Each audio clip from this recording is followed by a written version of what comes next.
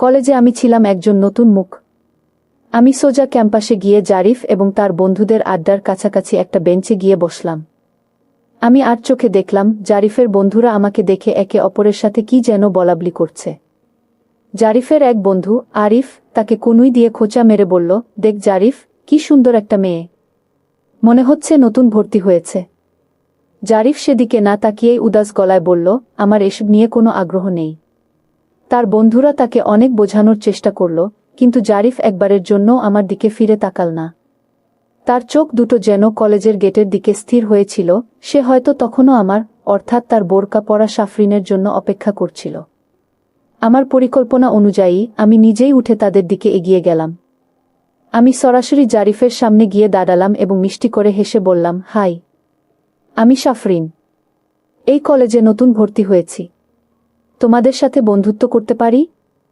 আমার কথা শুনে জারিফের বন্ধুরা সবাই বেশ উৎসাহিত হয়ে উঠল, কিন্তু জারিফ আমার দিকে একবার তাকিয়েই আবার মুখ ঘুরিয়ে নিল। তার চোখে মুখে ছিল রাজ্যের বিরক্তি। সে কোনো উত্তর দিল না। আমি আবার বললাম, কি হলো? আমরা কি বন্ধু হতে পারি না? এবার জারিফ আমার দিকে সরাসরি তাকিয়ে ঠান্ডা গলায় বলল, না, আপনি এখান থেকে যান তো, বিরক্ত করবেন না। তার এই উত্তরে আমি যতটা না অবাক হলাম, তার চেয়ে বেশি খুশি হলাম।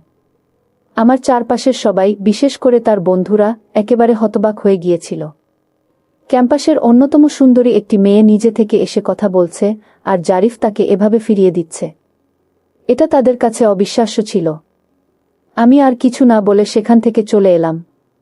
কিন্তু আমার ঠোঁটের কোণে ছিল এক চিলতে বিজয়ীর হাসি। আমার পরীক্ষার প্রথম ধাপে জারিফ খুব ভালোভাবে পাশ করেছে। সে আমার বাহ্যিক সৌন্দর্যের দিকে একবারও ফিরে তাকায়নি। তার মন এবং মস্তিষ্ক জুড়ে যে কেবল বোরকা পরা সাফরিনই আছে, এটা বুঝতে আমার আর বাকি রইল না। এই ঘটনাটা তার প্রতি আমার সম্মান আর ভালোবাসা দুটোই বাড়িয়ে দিল। কিন্তু আমার পরীক্ষা এখনো শেষ হয়নি। এটা তো ছিল কেবল শুরু। আমি দেখতে চেয়েছিলাম তার এই অবিচল মনোভাব কতদিন টিকে থাকে। আমি সিদ্ধান্ত নিলাম, পরের কিছুদিন এই নতুন সাফরিন সেজে আমি তার চারপাশে ঘুরঘুর করব। আমি দেখব আমার অবিরাম উপস্থিতি তার মনে কোনো পরিবর্তন আনতে পারে কিনা। আমি তার ধৈর্য এবং ভালোবাসার চূড়ান্ত পরীক্ষা নিতে চেয়েছিলাম। এই ভেবে আমি পরের দিনের জন্য নতুন করে প্রস্তুতি নিতে শুরু করলাম। আমার মন বলছিল আমি সঠিক পথে এগোচ্ছি। জারিফের ভালোবাসা যদি সত্যিই খাঁটি হয়, তবে সে আমার সব পরীক্ষায় পাশ করে দেখাবে। আর আমিও আমার জীবনের জন্য এমন একজন মানুষকেই তো চেয়েছিলাম, যার কাছে আমার রূপের চেয়ে আমার অস্তিত্বের মূল্য অনেক বেশি হবে। অনন্ত প্রতীক্ষার এই প্রহরগুলো যেন আমার জীবনের সবচেয়ে সুন্দর মুহূর্ত হয়ে উঠছিল। পরের দিন থেকে আমি আমার নাটকের দ্বিতীয় অঙ্ক শুরু করলাম। আমি নতুন সাফরিন হিসেবে কলেজে নিয়মিত যেতে লাগলাম। আমার উদ্দেশ্য ছিল একটাই, জারিফের মনোযোগ আকর্ষণ করা এবং তাকে তার পথ থেকে বিচ্যুত করার চেষ্টা করা। আমি খুব দ্রুতই কলেজের সবার কাছে পরিচিত হয়ে উঠলাম। আমার স্টাইল, আমার কথা বলার ভঙ্গি, সবকিছুই আমাকে ক্যাম্পাসের অন্যতম জনপ্রিয় ছাত্রীতে পরিণত করল। অনেক ছেলে আমার সাথে বন্ধুত্ব করার জন্য এগিয়ে এলো, কিন্তু আমার লক্ষ্য ছিল কেবল একজন, জারিফ। আমি প্রতিদিন ইচ্ছাকৃতভাবে জারিফের কাছাকাছি থাকার চেষ্টা করতাম। সে যেখানে বসত, আমি আমার বান্ধবীদের নিয়ে তার পাশের টেবিলে বসতাম। ক্লাসে তার কাছাকাছি বসার চেষ্টা করতাম। আমি নানাভাবে তার সাথে কথা বলার সুযোগ খুঁজতাম। কিন্তু জারিফ ছিল পাথরের মতো নির্বিকার। সে আমার অস্তিত্বকে যেন পুরোপুরি উপেক্ষা করে চলত। তার ভাবখানা এমন ছিল যে আমি তার চারপাশে আছি কি নেই, তাতে তার কিছুই যায় আসে না। তার এই আচরণ আমাকে একদিকে যেমন কষ্ট দিত, তেমনি তার প্রতি আমার শ্রদ্ধাও বাড়িয়ে দিচ্ছিল। কলেজের প্রায় সব ছেলেই যেখানে আমার মনোযোগ পাওয়ার জন্য পাগল, সেখানে জারিফ ছিল একমাত্র ব্যতিক্রম। তার বন্ধুরা তাকে প্রায় বলতো, দোস্ত, তুই একটা আস্ত পাগল। সাফরিনের মতো একটা মেয়ে তোর জন্য অপেক্ষা করছে, আর তুই কোনো এক বোরকাওয়ালির জন্য দেবদাস হয়ে বসে আছিস, যাকে তুই কখনো দেখিসনি। জারিফ এসব কথার উত্তরে শুধু একটা দীর্ঘশ্বাস ফেলত, কোনো জবাব দিত না। তার এই নীরবতাই ছিল আমার জন্য সবচেয়ে বড় উত্তর। প্রায় 1.5 মাস কেটে গেল এভাবে। এই সময়ের মধ্যে আমি জারিফকে দুর্বল করার কোনো সুযোগই ছাড়িনি। কিন্তু তার মনোযোগে সামান্যতম চির ধরাতেও আমি ব্যর্থ হয়েছি। সে আগের মতোই প্রতিদিন বিষণ্ণ মুখে কলেজের গেটের দিকে তাকিয়ে থাকত, তার সেই না দেখা ভালোবাসার জন্য অপেক্ষা করত। তার এই অবস্থা দেখে আমার নিজেরই খুব কষ্ট হতো। মাঝে মাঝে মনে হতো এই নিষ্ঠুর পরীক্ষা বন্ধ করে দেই, গিয়ে তাকে সব সত্যি কথা বলে দেই। কিন্তু পরক্ষণেই আমার মন আবার শক্ত হয়ে যেত। আমি শেষ পর্যন্ত দেখতে চেয়েছিলাম। একদিন আমি ক্যাম্পাসে বসে আছি, হঠাৎ দেখি জারিফ একা একা গাছের নিচে বসে আছে। তার মুখটা খুব বিষণ্ণ দেখাচ্ছিল। দেখেই বোঝা যাচ্ছিল সে তার সাফরিনকে কতটা মিস করছে। আমি তার কাছে গিয়ে বসলাম। সে আমাকে দেখে উঠে চলে যেতে চাইল। আমি তার হাত ধরে ফেললাম এবং বললাম, প্লিজ একটু বসো, তোমার সাথে আমার কিছু কথা ছিল। সে অনিচ্ছা সত্ত্বেও বসে পড়ল। আমি নরম গলায় বললাম, জারিফ, তুমি কেন নিজেকে এতটা কষ্ট দিচ্ছ? যে মানুষটা তোমার জন্য কল্পনার চূড়ান্ত ধাপ বাস্তবায়নের জন্য আমি প্রস্তুত হলাম। আজ আমার পাতা পরীক্ষার শেষ দিন। আমি আমাদের বাসার কাজের মেয়ে মারিয়াকে ডাকলাম। মারিয়া একটু শ্যামবর্ণের, সহজ সরল একটি মেয়ে। আমি তাকে আমার সেই পরিচিত বোরকাটা পরতে দিলাম এবং আমার যা যা করণীয় সবকিছু ভালোভাবে বুঝিয়ে বললাম। প্রথমে সে একটু ইতস্তত করছিল, কিন্তু আমার অনুরোধে সে রাজি হয়ে গেল। আমি নিজে সেই সুন্দরী সাফরিন সেজেই তার সাথে কলেজে গেলাম। আমার বুকের ভেতরটা ঢিপুঢিপ করছিল, জানি না শেষ পর্যন্ত কি হতে চলেছে। আমি মারিয়াকে নিয়ে সোজা ক্যাম্পাসে গেলাম, যেখানে জারিফ প্রতিদিনের মতো আজও মন খারাপ করে বসেছিল। তার বন্ধুরা তাকে ঘিরে বসে সান্ত্বনা দেওয়ার চেষ্টা করছিল, কিন্তু কোনো কিছুতেই যেন তার মন বসছিল না। আমি দূর থেকে তার এই অবস্থা দেখছিলাম আর আমার ভেতরটা মোচ দিয়ে উঠছিল। আমি আর দেরি না করে মারিয়াকে নিয়ে তার দিকে এগিয়ে গেলাম। আমাকে আসতে দেখে জারিফের বন্ধুরা সবাই চুপ হয়ে গেল। জারিফও বিরক্ত মুখে আমাদের দিকে তাকাল। আমি জারিফের সামনে গিয়ে দাঁড়ালাম এবং তার দিকে তাকিয়ে বললাম, এই নাও জারিফ, তোমার বোরকা পরা মেয়েটিকে নিয়ে এসেছি। আর কত তার জন্য অপেক্ষা করবে? আমার কথা শুনে জারিফ চমকে উঠল। সে অবিশ্বাসী চোখে বোরকা পরা মারিয়ার দিকে তাকাল। তার বিষণ্ণ হতাশ চোখ দুটো মুহূর্তের মধ্যে আশায় আর উত্তেজনায় চিকচিক করে উঠল। সে প্রায় দৌড়ে মারিয়ার সামনে চলে গেল। তার চোখে মুখে ছিল রাজ্যের আনন্দ আর বিস্ময়। জারিফ আবেগাপ্লুত গলায় মারিয়ার দিকে তাকিয়ে বলল, সাফরিন, আমি জানতাম তুমি আসবে। আমি জানতাম তুমি আমাকে নিরাশ করবে না। তুমি এতদিন কোথায় ছিলে? জানো, আমি তোমাকে ছাড়া একটা মুহূর্ত ভালো ছিলাম না। তার এই আকুলতা দেখে আমার চোখে পানি চলে এলো। সে একবারও ভাবেনি যে বোরকার আড়ালে অন্য কেউ থাকতে পারে। তার বিশ্বাস ছিল অটুট, তার ভালোবাসা ছিল শর্তহীন। মারিয়া আমার শেখানো কথা মতো কাপা কাপা গলায় বলল, আমি দেখতে খুব কালো, তাই আপনার সামনে আসতে ভয় পাচ্ছিলাম। এই কথা শুনে জারিফ সাথে সাথে বলল, আমি তো আগেই বলেছি, তুমি কালো না ফর্সা, তাতে আমার কিছু যায় আসে না। আমি তোমাকে ভালোবাসি, তোমার রূপকে নয়। এই কথা বলেই সে মারিয়ার হাতটা ধরতে চাইল, যেন সে তাকে সারা জীবনের জন্য আপন করে নিতে প্রস্তুত। আমার চারপাশের সবাই, জারিফের বন্ধুরা, ক্যাম্পাসের অন্যান্য ছাত্রছাত্রীরা, সবাই অবাক হয়ে এই দৃশ্য দেখছিল। তারা হয়তো ভাবছিল, এত সুন্দরী একটা মেয়েকে ফিরিয়ে দিয়ে জারিফ শেষ পর্যন্ত এই শ্যামবর্ণের সাধারণ মেয়েটিকে বেছে নিল। তাদের চোখে মুখে ছিল বিস্ময় আর অবিশ্বাস। আমার দিকে তাকিয়ে কেউ কেউ হয়তো বিদ্রূপের হাসিও হাসছিল। কিন্তু আমার সেদিকে কোনো ভ্রুক্ষেপ ছিল না। আমার চোখ ছিল কেবল জারিফের দিকে। ঠিক সেই মুহূর্তে যখন জারিফ মারিয়ার হাতটা ধরতে যাবে, আমি তাকে থামিয়ে দিলাম। আমার নাটকের জবনিকা পতনের সময় হয়ে গিয়েছিল। আমি মারিয়াকে তার মুখের উপর থেকে নেকাবটা সরাতে বললাম। মারিয়া নেকাব সরাতেই সবাই দেখল সে শ্যামবর্ণের একটি মেয়ে। জারিফের বন্ধুরা হতাশায় মাথা নাড়ল। আমি জারিফের দিকে তাকালাম। তার চোখে কোনো হতাশা ছিল না, ছিল শুধু ভালোবাসা আর স্বীকৃতি। সে মারিয়ার হাতটা ধরে মৃদু হাসল। এই দৃশ্য আমার চোখ ভিজিয়ে দিল। আমার পরীক্ষা শেষ। আমার জারিফ তার ভালোবাসার প্রমাণ দিয়েছে। সে প্রমাণ করেছে সে কোনো মোহ বা আকর্ষণের বশবর্তী হয়ে নয়, সত্যিই আমার ভেতরের মানুষটাকে ভালোবেসেছে। এখন সময় হয়েছে আমার আসল পরিচয় নিয়ে তার সামনে আসার। সময় হয়েছে তাকে বলার যে তার অনন্ত প্রতীক্ষার প্রহর শেষ হয়েছে এবং তার সাফরিন তার সামনেই দাঁড়িয়ে আছে। আমি একটা গভীর শ্বাস নিলাম। আমার জীবনের সবচেয়ে গুরুত্বপূর্ণ কথাটি বলার জন্য নিজেকে প্রস্তুত করলাম।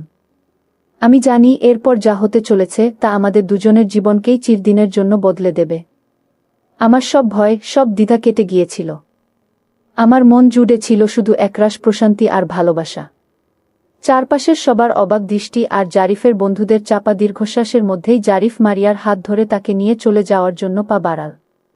তার চোখে মুখে ছিল একরাশ প্রশান্তি, যেন সে তার জীবনের সবচেয়ে মূল্যবান সম্পত্তি খুঁজে পেয়েছে। তার এই নিঃশর্ত ভালোবাসা দেখে আমার আর নিজেকে ধরে রাখার ক্ষমতা ছিল না। আমি দৃঢ় পায়ে তার সামনে গিয়ে দাঁড়ালাম এবং শান্ত কিন্তু স্পষ্ট গলায় বললাম, জারিফ, দাঁড়াও। আমার ডাকে জারিফ ঘুরে দাঁড়াল। তার চোখে ছিল প্রশ্ন। আমি মারিয়ার দিকে তাকালাম, সে মাথা নিচু করে দাঁড়িয়েছিল। আমি একটা গভীর শ্বাস নিয়ে জারিফের চোখের দিকে সরাসরি তাকালাম। আমার ঠোঁটের কোণে ছিল হাসি, আর চোখে ছিল আনন্দাশ্রু। আমি বললাম, আসল অপরাধীকে তো তুমি এখানেই ছেড়ে যাচ্ছ। যাকে তুমি খুঁজছিলে সে তো আমি তোমার সাফরিন। আমার এই এক কথাতেই যেন পুরো ক্যাম্পাসে পিন পতন নীরবতা নেমে এলো। জারিফ হতভম্ব হয়ে আমার দিকে তাকিয়ে রইল। তার বন্ধুরা, আশেপাশের সবাই, সকলেই যেন বোবা হয়ে গিয়েছিল। জারিফ অবিশ্বাস আর বিস্ময় নিয়ে একবার আমার দিকে, আরেকবার মারিয়ার দিকে তাকাচ্ছিল। তার মস্তিষ্ক যেন এই আকস্মিক সত্যটা প্রক্রিয়া করতে পারছিল না। আমি মৃদু হেসে বললাম, অবাক হচ্ছ? অবাক হওয়ারই কথা। ও হলো মারিয়া, আমাদের বাসার কাজের মেয়ে। আর আমি তোমার সেই বোরকা পরা সাফরিন। আমি এরপর তাকে পুরো ঘটনাটা খুলে বললাম। কেন আমি এই পরীক্ষা নেওয়ার সিদ্ধান্ত নিয়েছিলাম, কিভাবে আমি নতুন সাফরিন সেজে কলেজে এসেছি, আর কিভাবে আমি তার ভালোবাসার গভীরতা মাপতে চেয়েছিলাম, সবকিছু। আমি তাকে বললাম, জারিফ, আমি শুধু দেখতে চেয়েছিলাম তুমি কি সত্যিই আমাকে ভালোবাসো, নাকি আমার বোরকার আড়ালের রহস্যকে। তুমি কি আমার রূপকে ভালোবাসো, নাকি আমার অস্তিত্বকে। আজ তুমি আমার সব পরীক্ষায় পাশ করে গেছ। তুমি প্রমাণ করে দিয়েছ তোমার ভালোবাসা কতটা খাঁটি। সব শুনে জারিফ অনেকক্ষণ চুপ করে রইল। তার মুখ দেখে তার ভেতরের অনুভূতির ঝড়টা বোঝার উপায় ছিল না। তারপর সে ধীরে ধীরে আমার দিকে এগিয়ে এলো। তার চোখে ছিল হাজারো অনুভূতির খেলা, বিস্ময়, আনন্দ, অভিমান এবং গভীর ভালোবাসা। সে আমার সামনে এসে দাঁড়াল এবং কাঁপা কাঁপা গলায় বলল, সাফরিন, তার মানে এই সবটাই ছিল তোমার পরিকল্পনা? আমি মাথা নেড়ে হ্যাঁ বললাম। হঠাৎ করেই জারিফ আমার দুই হাত তার হাতের মধ্যে তুলে নিল। সে আবেগাপ্লুত গলায় বলল, তুমি আমাকে এতটা কষ্ট দিয়েছ কেন? জানো এই কটা দিন আমার কিভাবে কেটেছে? কিন্তু আজ আমার কোনো অভিযোগ নেই। আমি আমার জীবনের সবচেয়ে বড় পুরস্কারটা পেয়ে গেছি। আমি তোমাকে পেয়ে গেছি, সাফরিন। এই কথাগুলো বলেই সে আমার হাতটা আরও শক্ত করে ধরল। তার চোখের জল আমার হাতের উপর পড়ল। এই দৃশ্য দেখে আমাদের চারপাশের সবাই হাততালি দিয়ে উঠল। জারিফের বন্ধুরা ছুটে এসে তাকে জড়িয়ে ধরল। তাদের চোখে মুখে ছিল আনন্দ আর উচ্ছ্বাস। তারা হয়তো তাদের বন্ধুকে নিয়ে গর্বিত ছিল। আমি মারিয়ার দিকে তাকিয়ে হাসলাম, সেও খুশিতে হাসছিল। একটা মিথ্যা অভিনয়ের মাধ্যমে একটা সত্যি ভালোবাসার জ্বর হয়েছিল। আমাদের দুজনের মধ্যেকার সমস্ত দেয়াল আজ ভেঙে গিয়েছিল। জারিফ আমার দিকে তাকিয়ে বলল, সাফরিন, তুমি কি জানো আমরা আসলে চাচাতো ভাই বোন? আমি চমকে উঠে বললাম, কি বলছ? আমি তো তোমাকে আগে কখনো দেখিনি।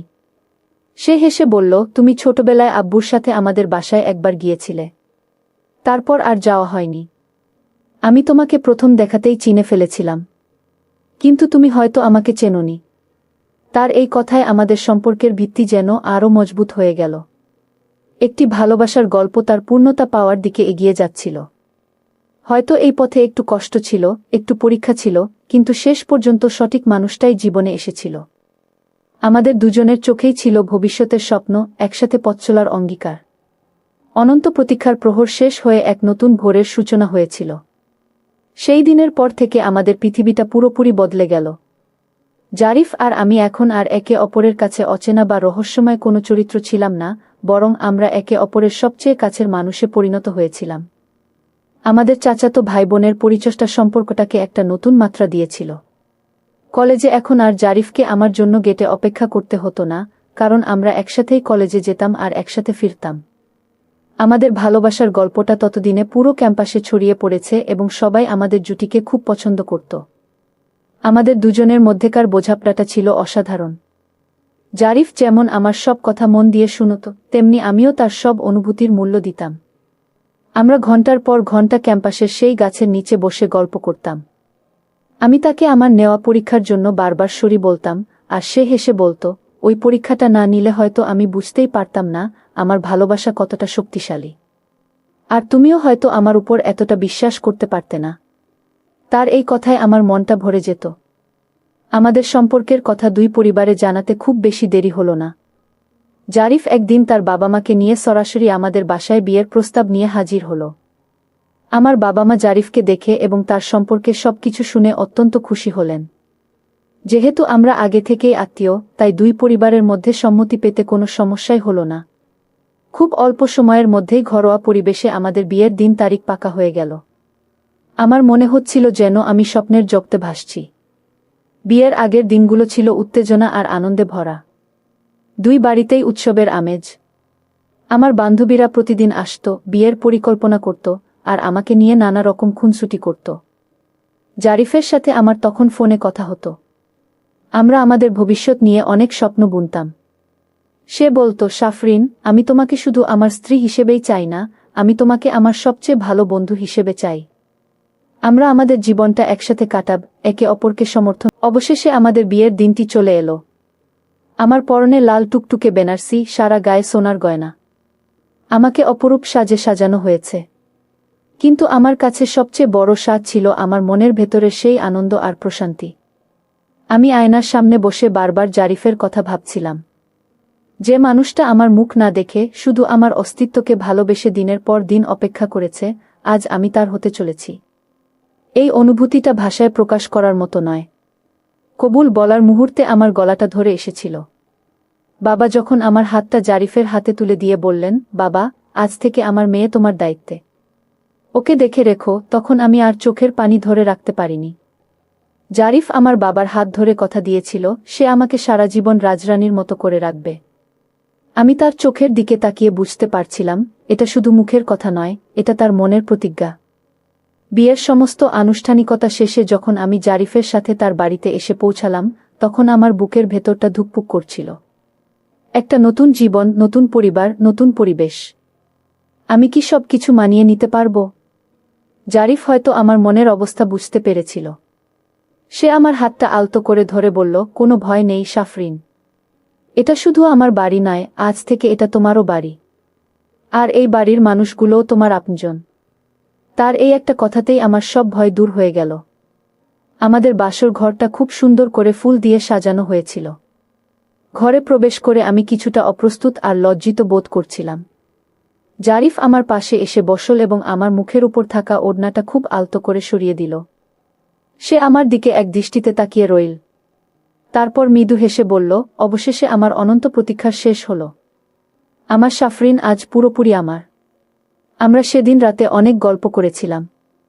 আমাদের প্রথম দেখা থেকে শুরু করে আমার নেওয়া সেই কঠিন পরীক্ষা, আর তারপর ভালোবাসার এই সুন্দর পরিণতি, সবকিছু নিয়েই কথা হলো।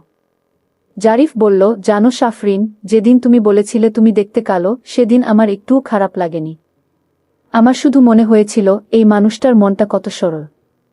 আর যেদিন সুন্দরী সাফরিন হয়ে তুমি আমার সামনে এসেছিলে, সেদিনও আমার মন একটুও টলেনি। কারণ আমার মন তো আসল সাফরিনকে খুঁজে নিয়েছিল। তার কথা শুনতে শুনতে আমি তার কাঁধে মাথা রাখলাম।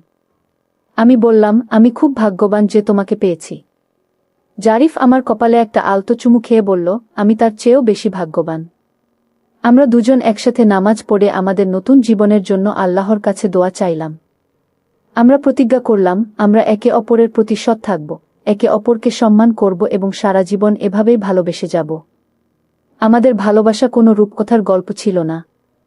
এটা ছিল বিশ্বাস, ধৈর্য আর অপেক্ষার গল্প। এটা ছিল বাহ্যিক সৌন্দর্যের মধ্যে গিয়ে দুটি আত্মার মিলনের গল্প। আজ এতগুলো বছর পরেও যখন আমরা একসাথে বসে পুরনো দিনের কথা মনে করি, তখন আমাদের দুজনের চোখেই এক অনাবিল আনন্দ আর তৃপ্তির ঝলক দেখা যায়। এভাবেই একটি ভালোবাসা পূর্ণতা পেয়েছিল। হয়তো পথে একটু কষ্ট ছিল, কিন্তু সঠিক মানুষটা যখন জীবনে আসে, তখন সব কষ্টই সার্থক বলে মনে হয়। আর আমাদের জীবনটা সেই সার্থকতারই এক উজ্জ্বল দৃষ্টান্ত। বন্ধুরা, আজকে এই পর্যন্তই। আবারও আসব তোমাদের মধ্যে নতুন কোনো এক গল্প নিয়ে। গল্পটি যদি তোমাদের ভালো লাগে, তাহলে লাইক, কমেন্ট, শেয়ার এবং সাবস্ক্রাইব করে আমাকে সাপোর্ট করবা। প্রতিদিন আমি তোমাদেরকে একটা করে নতুন গল্প উপহার দিব। পরিশেষে তোমাদের সকলের সুস্বাস্থ্য কামনা করি। তোমাদের সকলকে অসংখ্য ধন্যবাদ বন্ধুরা, এতক্ষণ ধৈর্য ধরে গল্পটি শোনার জন্য।